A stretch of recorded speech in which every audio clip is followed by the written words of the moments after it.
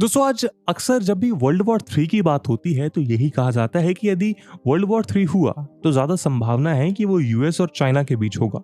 और इसमें कोई सरप्राइजिंग एलिमेंट नहीं है क्योंकि यूएस और चाइना की राइवलरी आज जग जाहिर है। हालांकि कोल्ड वॉर एरा के लेटर पार्ट में जब इन दोनों के डिप्लोमेटिक रिलेशन स्टैब्लिश हुए तो वो काफी फ्रेंडली नोट पर हुए। उसी दौर में यूएनएससी में ताइवान से उसकी परमानेंट सीट वापस लेकर चाइना को सौंप दी गई। यूएस चाइनीज इकोनॉमी की ओपनिंग और उसके सब्सिक्वेंट राइज में लगातार एक अहम भूमिका निभाता रहा। धीरे धीरे चाइना ने खुद को ग्लोबल इकोनॉमी में इंटीग्रेट किया और देखते ही देखते वो दुनिया की सेकंड लार्जेस्ट इकोनॉमी बन गया। इससे इवेंचुअली चाइना की इकोनॉमिक कॉम्पिटेंस और पॉलिटिकल एम्बिशंस आसमान छूने लगे और यहीं से चाइना ने यूएस की ग्लोबल डोमिनेंस को मिलिट्री और डिप्लोमेटिक मींस के जरिए चैलेंज करना शुरू किया।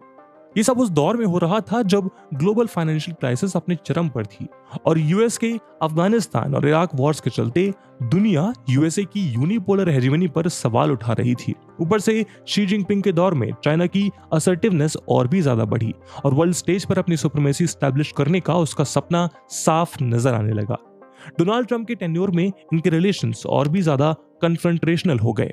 इन्होंने एक फुल फ्लेज ट्रेड वॉर का रूप भी लिया। हालांकि यूएस प्रेसिडेंट जो बाइडेन के टेन्योर में ये गर्मा गर्मी थोड़ी तो शांत हुई, लेकिन हाल ही में यूएस हाउस ऑफ रिप्रेजेंटेटिव की स्पीकर नैन्सी पेलोसी की ताइवान विजिट से क्रिएट हुई टेंशंस इस बात को साफ बयां करती है कि यूएस और चाइना की ये टेंशंस रेजिम चेंज के साथ चेंज होने वाली नहीं है। यानी आज दोनों देशों की लॉन्ग टर्म ट्रेजेक्ट्रीज किसी रिसेट की तरफ इशारा नहीं कर रही हैं।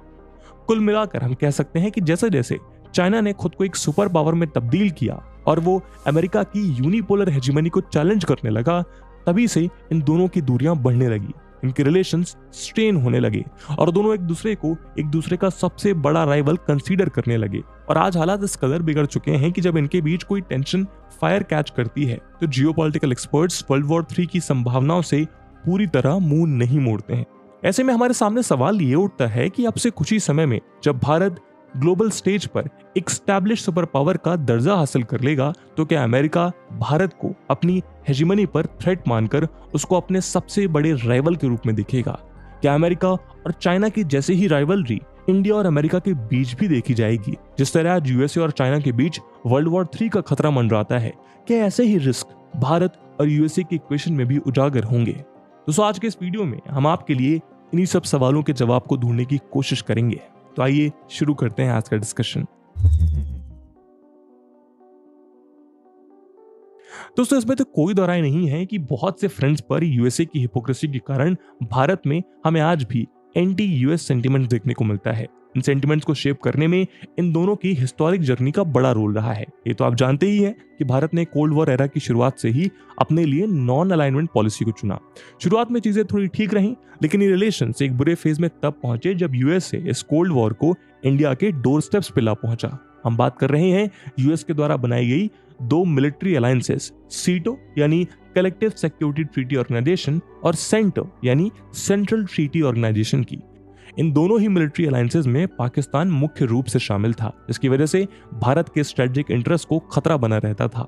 1962 में हुए इंडो चाइना वॉर ने इंडिया और यूएसए के रिलेशनशिप को एक नया डायमेंशन प्रोवाइड किया। इस पॉइंट पर पहली बार इंडियन पब्लिक ने चाइना को काउंटर करने के लिए इंडिया और यूएसए के अलायंस की बात की। इसी के साथ उन्होंने भारत की नॉन अलाइनमेंट पॉलिसी को रद्द करने की मांग की। पब्लिक में प्रो यूएसए पब्लिक ओपिनियन को देखते हुए यूएस को लगा कि शायद भारत अब एक एंटी कम्युनिस्ट अलायंस बनाने के लिए तैयार हो जाएगा। देखते ही देखते जब चाइनीज इन्वेजन बहुत ज्यादा बढ़ गया तब इंडियन गवर्नमेंट ने वॉशिंगटन से अर्जेंट मिलिट्री सप्लाईज की मांग की। तब यूएस ने इंडिया की मदद तो की, लेकिन बहुत रिस्ट्रिक्टेड वे में। उन्होंने इंडिया को केवल कम्युनिकेशन सिस्टम और कुछ स्मॉल आर्मामेंट्स ही प्रोवाइड किए और उन्होंने ऐसा अपने अलाई पाकिस्तान के कहने पर किया। पाकिस्तान ने यूएस से ये पहले ही कह दिया था कि अगर भारत को ज्यादा वेपन्स दिए गए तो वो कल को पाकिस्तान के खिलाफ भी इस्तेमाल किए जा सकते हैं। यूएस के इस लिमिटेड रिस्पॉन्स को देखते हुए इंडिया में प्रो यूएस पब्लिक ओपिनियन तेजी से क्रम्बल होने लगा। इतना ही नहीं था कि 1965 में पाकिस्तान और इंडिया के बीच एक युद्ध छिड़ गया। इस वॉर में न केवल यूएस ने पाकिस्तान की निंदा करने से मना किया, बल्कि यूएस ने उसको छुपकर वेपन्स भी प्रोवाइड किए। इसके अलावा 1960s में वियतनाम वॉर के दौरान यूएस द्वारा की गई क्रुएलिटीज ने इंडियन पब्लिक के की ओपिनियन को उसके अगेंस्ट कर दिया। 1970s का दशक भारत और यूएस के रिलेशंस का सबसे बुरा फेज था। इस दौरान यूएस प्रेसिडेंट रिचर्ड निक्सन और इंडियन पीएम इंदिरा गांधी के बीच बहुत मतभेद हुए। 1971 में इंडिया और पाकिस्तान के बीच एक और युद्ध छिड़ गया। अमेरिकन नेवी की 7th fleet bay of Bengal में तैनात कर दी गई और ब्रिटिश शिप्स इंडिया के वेस्टर्न कोस्ट पर अटैक करने के लिए खड़ी थी। इंडिया को हर तरफ से घेर लिया गया। ऐसे में सोवियत रशिया ने भारत का साथ दिया। 8 अगस्त 1971 को साइन हुई India Soviet treaty of peace, friendship और कोऑपरेशन के तहत दोनों देशों के बीच ये समझौता हुआ कि यदि भारत पर कोई अटैक हुआ तो वो रशिया के ऊपर भी एक अटैक माना जाएगा। इसी के चलते रशिया ने व्लादिवोस्तोक से अपना नेवल वेसल फ्लीट डिस्पैच किया, जिन्होंने अमेरिकन शिप्स को इनसर्कल किया और भारत के टेरिटोरियल वाटर्स में जाने से रोक दिया। इससे न सिर्फ भारत और अमेरिका के बीच का डायरेक्ट कन्फ्रंटेशन रोका गया, बल्कि बांग्लादेश को भी पाकिस्तान से आजाद करा दिया गया। पाकिस्तान को सपोर्ट करने के साथ साथ किसिंगर जैसे कई पॉलिसी मेकर्स इस दौरान चाइना को इंडिया पर अटैक करने के लिए भी इनकरेज कर रहे थे। और तो और इस वॉर के थ्रू यूएस ने जो ह्यूमैनिटेरियन क्राइसिस जनरेट की, उसमें न जाने कितने हजारों लोगों की जान गई और लगभग 1 करोड़ लोगों को इंडिया में शरण लेनी पड़ी। और इतना ही काफी नहीं था कि 1972 में यूएस ने पाकिस्तान की मदद की, चाइना के साथ फॉर्मल डिप्लोमेटिक रिलेशन स्टैब्लिश किए। देखा जाए तो यहाँ यूएस इंडिया को कॉर्नर करने की कोशिश कर रहा था, यानी अब इंडिया के दोनों राइवल्स को यूएस जैसी सुपर पावर का सपोर्ट हासिल था। 1979 में जब यूएसएसआर ने अफगानिस्तान को इन्वेड किया, तब पाकिस्तान की मदद से ही यूएस ने अफगानिस्तान में मुजाहिदीन को सपोर्ट किया। यानी इस दौरान यूएस और पाकिस्तान पहले से और भी ज्यादा क्लोज आ गए और इंडिया के ऊपर टेररिज्म का खतरा बढ़ने लगा। इस दौरान चाइना और यूएसएसआर के रिलेशंस भी बहुत तनाव में थे, जिसकी वजह से इंडिया और यूएसएसआर चाइना को कंटेन करने के लिए एकजुट हो गए। यहाँ पर यूएस ने यूएसएसआर को ये खुली चेतावनी दी कि अगर इंडिया और चाइना के बीच फिर कोई वॉर होता है तो यूएसएसआर इंडिया की मदद के लिए आगे नहीं आएगा। 1999 में जब इंडिया और पाकिस्तान के बीच कारगिल वॉर हुआ, तब एक बार फिर यूएस ने इंडिया को पीठ पीछे वार किया। इसमें यूएस ने इंडिया को अपना जीएस सैटेलाइट सिस्टम देने से मना कर दिया। हालांकि इंडिया कारगिल वॉर तब भी जीत गया, लेकिन यूएस अगर वो सैटेलाइट सिस्टम भारत को प्रोवाइड कर देता तो इंडिया के लिए ये और भी ज्यादा आसान हो सकता था। इसके अलावा 1974 और 1998 में जब इंडिया ने अपने न्यूक्लियर वेपन्स टेस्ट किए, तब यूएस ने भारत पर सैंक्शंस की बौछार करी। इस सब के अलावा भले ही यूएस ने इंडिया को कभी फॉर्मली कॉलोनाइज नहीं किया, लेकिन वो अपने पुराने डोमिनेंट हेजेमोनिक माइंडसेट से आगे नहीं बढ़ पाया है। यही कारण है कि आज हमारे सोसाइटीज में वेस्टर्न लाइफस्टाइल और वेस्टर्न वे ऑफ थिंकिंग के अगेंस्ट स्ट्रॉन्ग रेजिस्टेंस दिखाई देता है। लेकिन इन पॉपुलर सेंटिमेंट्स के बावजूद आज कई ट्रेंड्स हमें ये बताते हैं कि यूएस इंडिया के साथ चाइना जैसी राइवलरी नहीं अफोर्ड कर सकता। ऐसा क्यों? आइए जानते हैं। दोस्तों, जब हम यूएसए और चाइना की राइवलरी की बात करते हैं तो सैमुअल पी हंटिंगटन की क्लैश ऑफ सिविलाइजेशन की थ्योरी काफी हद तक रिलेवेंट दिखाई पड़ती है। यूएस और चाइना दो कंप्लीटली डिफरेंट आइडियोलॉजीज और अपने पॉलिटिक्स, सोसाइटी और गवर्नेंस के दो कंप्लीटली ऑपोजिट मॉडल्स को सब्सक्राइब करते हैं। यानी एक पोल पर ये दोनों खुद को दो एक्सट्रीमली ऑपोजिट पॉइंट्स पर लाकर प्लेस करते हैं। जहां यूएस एक तरफ खुद को डेमोक्रेसी, इंडिविजुअल लिबर्टी और फ्रीडम ऑफ स्पीच और एक्सप्रेशन जैसी वैल्यूज का चैंपियन क्लेम करता है, वहीं दूसरी ओर चाइना भले ही खुद को डेमोक्रेटिक सोसाइटी क्लेम करे, लेकिन ये जग जाहिर है कि रियलिटी में वहां इन वैल्यूज को ब्रीदिंग स्पेस भी नहीं मिल पाता। इसलिए यूएस और चाइना के बीच की इस राइवलरी को डेमोक्रेसी या ऑथोरिटेरियनिज्म या फिर एक ओपन वर्सेस क्लोज सोसाइटी की राइवलरी कहकर एड्रेस किया जाता है। लेकिन यूएस और इंडिया के केस में हमें ऐसा आइडियोलॉजिकल क्लैश देखने को नहीं मिलता। हालांकि यूएस आज अक्सर इंडिया की स्ट्रेटेजिक ऑटोनॉमी और उसकी फ्री चॉइसेस को चैलेंज करता जरूर दिखाई पड़ता है, लेकिन लार्जली ये दोनों देश डेमोक्रेसी, ह्यूमन राइट्स, लिबर्टी की सुप्रीम वैल्यूज द्वारा लेड, रूल बेस्ड, लिबरल और मल्टीपोलर वर्ल्ड ऑर्डर को फेवर करते हैं। और यूएसए शायद ना भी करता हो, पर आज उसकी ये मजबूरी है। इसीलिए इस रीजनल ऑर्डर में इंडिया अपनी वाइब्रेंट डेमोक्रेसी और रिच वैल्यूज के साथ एक एक्सपेंशनिस्ट और एग्रेसिव चाइना के सोल बैलेंसर के रूप में देखा जाता है। यही इक्वेशन इंडो पैसिफिक में भी अप्लाई होती है। ये कन्वर्जेंस हमें पीएम मोदी की लेटेस्ट यूएस विजिट में साफ तौर पर देखने को मिला है।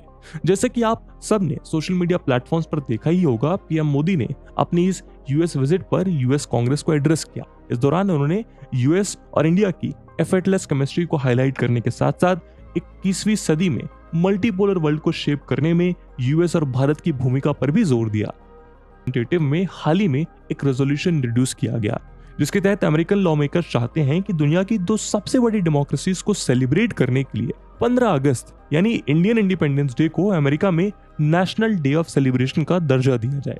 और तो और इस साल हमारे इंडिपेंडेंस डे पर मॉडर्न इंडिया की बर्थ एनिवर्सरी को सेलिब्रेट करने के लिए 8 अमेरिकन लॉ मेकर्स की एक डेलीगेशन भी भारत आ रही है। यहाँ गौर करने वाली बात यह है कि इस डेलीगेशन में 5 डेमोक्रेट्स और 3 रिपब्लिक शामिल होंगे, यानी जो पार्टीज अपनी कांग्रेस में शायद ही किसी मुद्दे पर सहमति बनाती हो, वो यूएस के लिए इंडिया की इंपॉर्टेंस को लेकर पूरी तरह यूनानिमस हैं। इसके अलावा आज जैसे जैसे इंडिया ग्लोबल प्लेटफॉर्म पर अपना वर्चस्व स्थापित कर रहा है, भारत दुनिया के लिए एक डिजायरेबल एसेट बन चुका है। आज जब मेजर से मार्जिनलाइज तक दुनिया भर की इकोनॉमीज इन्फ्लेशन, रिसेशन और बैलेंस ऑफ पेमेंट जैसे एक्सट्रीम चैलेंजेस से जूझ रही हैं, ऐसे में इंडिया $3.75 ट्रिलियन की जीडीपी के साथ दुनिया की 5th लार्जेस्ट इकोनॉमी बनकर ग्लोबल इकोनॉमिक पावर हाउसेज में शामिल हो चुकी थी। साथ ही 2022-23 में हमारे प्यारे भारत ने $770 बिलियन के मैसिव एक्सपोर्ट्स के साथ नया रिकॉर्ड सेट किया है। साथ ही ये आज $590 बिलियन प्लस का फॉरेन एक्सचेंज रिजर्व मेंटेन करती है। इसी के चलते हाल ही में आईएमएफ ने इंडिया को bright spot on this otherwise dark horizon का खिताब भी दिया है। इतना ही नहीं, पिछले कुछ चैलेंजिंग ईयर्स में भारत ने अपनी इकोनॉमी को सस्टेन करने के साथ साथ जरूरतमंद देशों को उनके रिस्पेक्टिव चैलेंजेस से फाइट करने में भी मदद का हाथ आगे बढ़ाया है। उदाहरण के लिए जब टर्की को एक मैसिव अर्थक्वेक ने हिट किया तो भारत इस क्राइसिस में उसकी मदद करने के लिए फर्स्ट रिस्पोंडेंट बन गया। लास्ट ईयर जब श्रीलंका के ऊपर फाइनेंशियल क्राइसिस का कहर छाया तो इंडिया ने श्रीलंका को $4 बिलियन की एड प्रोवाइड की। इससे पहले जब दुनिया के ऊपर कोविड महामारी का दौर छाया और बड़े बड़े समृद्ध देश कोविड वैक्सीन को होल्ड करने लगे, तब भारत ने लगभग 95 ऑड कंट्रीज को वैक्सीन की सप्लाईज इंश्योर की। इस सब के बीच जाहिर है कि इंडिया एक डिपेंडेबल और मैच्योर नेशन के रूप में अपनी ग्लोबल इमेज कंसोलिडेट कर चुका है। इस सब के अलावा इंडिया ग्लोबल सप्लाई चेन्स को रेजिलिएंट बनाने में जिस तरह कंट्रीब्यूट कर रहा है, उसको देखकर यूएस इंडिया के साथ अपनी रिलेशनशिप डीपन करने में और भी इंटरेस्टेड हो जाता है इन अ पॉजिटिव वे। इन कॉमन वैल्यूज और इकोनॉमिक इंटरेस्ट के बाद जो फैक्टर भारत और यूएस को साथ लाता है वो है यूएसए में इंडिया की strong diaspora. Academia, infotech, pharmaceutical, silicon valley, agriculture, biotech, economy, entrepreneurship, politics, management, जिस फील्ड में देखें इंडियन अमेरिकन ने हर उस फील्ड में अपनी वर्थ को प्रोवाइड किया है। ऑन एन एवरेज एक इंडियन अमेरिकन कम्युनिटी अमेरिका की जनरल पॉपुलेशन से ज्यादा सक्सेसफुल और प्रॉस्परस है। यूएस में 81% इंडियन अमेरिकन इसी वर्किंग एज ग्रुप को बिलोंग करते हैं, जबकि उनकी लोकल पॉपुलेशन के केवल 59% लोग इस एज ग्रुप में आते हैं। इंडियन अमेरिकन यूएस की लेबर फोर्स में काफी हाई पार्टिसिपेशन शो करते हैं। 2019 के डेटा के मुताबिक 72% इंडियंस अमेरिकन लेबर फोर्स का हिस्सा हैं, जबकि लोकल पॉपुलेशन के केवल 62% और बाकी इमिग्रेंट्स के 67% लोग लेबर फोर्स में कंट्रीब्यूट करते हैं। लिविंग स्टैंडर्ड्स की बात करें तो एक अमेरिकन की एवरेज सैलरी 50 से $55,000 पर एनम है, लेकिन एक इंडियन अमेरिकन एथनिक ग्रुप की एवरेज सैलरी इससे 2 गुना ज्यादा यानी लगभग $110,000 पर एनम है, जबकि उनके बाकी एथनिक ग्रुप्स की सैलरी $70,000 to $80,000 पर एनम है। और इस सब के पीछे का सबसे मेन रीजन है उनकी higher education levels. US census data के according 85% Indian American high school pass out हैं, 65% के पास ग्रेजुएशन डिग्रीज हैं और लगभग 43% के पास प्रोफेशनल डिग्रीज हैं।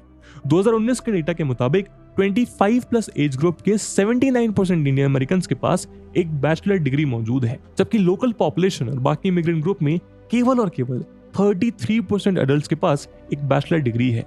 और इतने हाई एजुकेशन लेवल से ये साफ हो जाता है कि ये लोग हाई स्किल्ड जॉब्स में भी अच्छा खासा परसेंटेज शेयर करते हैं। और ये सब जानने के बाद ये कहना बिल्कुल भी सरप्राइजिंग नहीं होगा कि यूएस की हाईटेक कंपनीज के 8% फाउंडर्स या सीईओज और सिलिकॉन वैली के लगभग 1/3 हाईटेक स्टार्टअप्स अमेरिका की 1% इंडियन अमेरिकन के द्वारा रन किए जाते हैं। और तो और केवल 28% इंडियन अमेरिकन साइंस और इंजीनियरिंग की फील्ड्स में हैं, बाकी 70% मैनेजमेंट, बिजनेस और आर्ट्स में कंट्रीब्यूट करते हैं। यहाँ अगर पॉलिटिक्स को देखें तो शुरुआत में इंडियन कम्युनिटी अमेरिकन पॉलिटिक्स में ज्यादा इंटरेस्टेड नहीं थी, लेकिन पिछले 1 दशक में ये कम्युनिटी यूएस इलेक्शंस में एक सिग्निफिकेंट इन्फ्लुएंस के साथ उभरी है। आज वो यूएस की पब्लिक और पॉलिटिकल लाइफ में काफी ज्यादा विजिबल होने के साथ साथ सोसाइटी में एक डिफरेंस भी क्रिएट करना चाहते हैं। हालांकि 2022 के डेटा के मुताबिक इंडियन अमेरिकन यूएस के टोटल रजिस्टर्ड वोटर्स का कुल 0.82% हिस्सा है, लेकिन उसके बावजूद आज उनका इन्फ्लुएंस अमेरिकन इलेक्शन से लेकर अमेरिकन पॉलिटिक्स की टॉप पोजीशंस तक बेशुमार है। और ये केवल यूएस के इंपॉर्टेंट स्टेट्स में अपने बढ़ते इन्फ्लुएंस के लिए ही नहीं, बल्कि अपने जनरस कंट्रीब्यूशन की वजह से भी पॉलिटिशियंस को अपनी तरफ अट्रैक्ट करते हैं। आपको जानकर हैरानी होगी कि 2020 प्रेसिडेंशियल कैंपेन्स में इंडियन अमेरिकन ने $3 मिलियन कंट्रीब्यूट किए थे। यही कारण है कि लास्ट इलेक्शंस में रिपब्लिकन्स और डेमोक्रेट्स दोनों के ही इलेक्शन कैंपेन्स में इंडियन अमेरिकन कम्युनिटी ने एक सिग्निफिकेंट अटेंशन गेन किया। रिपब्लिकन प्रेसिडेंट डोनाल्ड ट्रंप का हाउडी मोदी इवेंट और डेमोक्रेटिक कैंडिडेट जो बाइडेन का कमला हैरिस को वाइस प्रेसिडेंट की पोस्ट के लिए नॉमिनेट करना इस बात के दो क्लियर एग्जांपल्स थे। तो ये कहना गलत नहीं होगा कि आज इंडियन अमेरिकन कम्युनिटी खुद को कामयाबी के उस मुकाम तक ले जा पहुंची है जहां देश के सबसे इंपॉर्टेंट पॉलिटिकल बैटल में इनको इग्नोर करना कोई भी प्रेसिडेंशियल कैंडिडेट अफोर्ड नहीं कर सकता है। और अगर हम करंट एडमिनिस्ट्रेशन की बात करें तो यूएस प्रेसिडेंट जो बाइडेन के एडमिनिस्ट्रेशन में 55 इंडियन अमेरिकन्स की पोजीशंस होल्ड करते हैं। यानी आज ये कम्युनिटी इकोनॉमिकली अमेरिका की one of the most successful diaspora community होने के साथ साथ पॉलिसी और गवर्नेंस मैटर्स में भी स्ट्रॉन्ग इन्फ्लुएंस एंजॉय करती है। और इस कम्युनिटी में अपने लीडर और मदरलैंड को लेकर डीप रिस्पेक्ट और रेवरेंस यूएस के लिए भारत की इंपॉर्टेंस को बहुत अधिक बढ़ा देती है। इसके अलावा रिसेंट विजिट के दौरान पीएम मोदी की रेड कारपेट एंट्री, कांग्रेस को एड्रेस करते वक्त मल्टीपल स्टैंडिंग ओवेशंस और स्टेट डिनर के कंप्लीटली प्लांट बेस्ड मेन्यू जैसे सिंबॉलिक जेस्चर्स तो अपने आप में ही बहुत कुछ कह रहे थे। लेकिन इस विजिट की रियल हाइलाइट्स इन दोनों देशों के बीच साइन हुए वाइड रेंजिंग बायलैटरल एग्रीमेंट्स थे। ये एग्रीमेंट्स एडवांस टेक्नोलॉजी कोऑपरेशन से लेकर क्लाइमेट चेंज, मून मिशन से लेकर reformed multilateralism, GF414 arrow engine से लेकर प्रेडेटर ड्रोन्स के प्रोक्योरमेंट, फाइटर जेट्स के इंजन के ज्वाइंट प्रोडक्शन से लेकर सेमीकंडक्टर्स में इन्वेस्टमेंट और काउंटर टेररिज्म से लेकर डिजिटल पब्लिक इंफ्रास्ट्रक्चर तक वाइड स्प्रेड थे। इन डील्स में मुख्य तौर पर भारत के डिफेंस इंडस्ट्रियल बेस के मॉडर्नाइजेशन पर फोकस किया गया।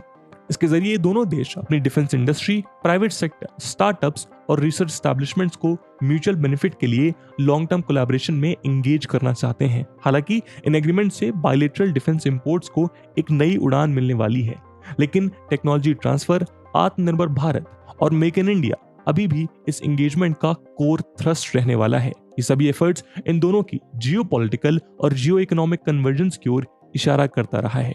हालांकि सी राजा मोहन के मुताबिक इन एग्रीमेंट्स के एक्स्ट्राऑर्डिनरी प्रोमिसेस की सक्सेस आने वाले समय में लिए जाने वाले कॉन्क्रीट एक्शंस पर डिपेंड करेगी। लेकिन इसमें कोई दो राय नहीं है कि आज पीएम मोदी और प्रेसिडेंट बाइडेन इंडिया और यूएस के टाइज को उस रोड पर ले जा पहुंचे हैं जिसको आज से पहले ट्रैवल नहीं किया गया। उनके मुताबिक इन दोनों के बायलैटरल रिलेशंस में ये मूवमेंट एशियन जियोपॉलिटिक्स के रिवॉल्यूशन में भी एक डिफाइनिंग मूवमेंट बनकर उभर रहा है। पिछले कुछ दशकों में जब भी इंडिया और यूएस के एंगेजमेंट को डिस्क्राइब किया जाता है तो स्ट्रेंज डेमोक्रेसीज या वेस्टेड डिकेड्स या इम्पॉसिबल अलाइज जैसे फेजेस को यूज किया जाता था। लेकिन आज ये इक्वेशन बहुत तेजी से बदलती हुई नजर आ रही है और आज ये एशियन जियोपॉलिटिक्स का बेहद अहम वेरिएबल बन चुकी है। और इस मैदान में इंडिया अपनी डिमांड, डेमोक्रेसी और डेमोग्राफी के साथ साथ डिसीजिव लीडरशिप और स्ट्रॉन्ग इकोनॉमी के साथ एक ऐसा प्लेयर बन जाता है जिसको इग्नोर करने या जिससे राइवलरी मोल लेना आज यूएस अफोर्ड नहीं कर सकता। इस मुद्दे पे आपका क्या ओपिनियन है कमेंट सेक्शन में जरूर साझा करिएगा। और इसी नोट पे आज के वीडियो को हम यहीं विराम देते हैं। आई होप आपको वीडियो पसंद आई होगी और अगर पसंद आई है तो अपने दोस्तों के साथ शेयर करना मत भूलिएगा। हम मिलते हैं अगले वीडियो में, तब तक के लिए जय हिंद, जय भारत।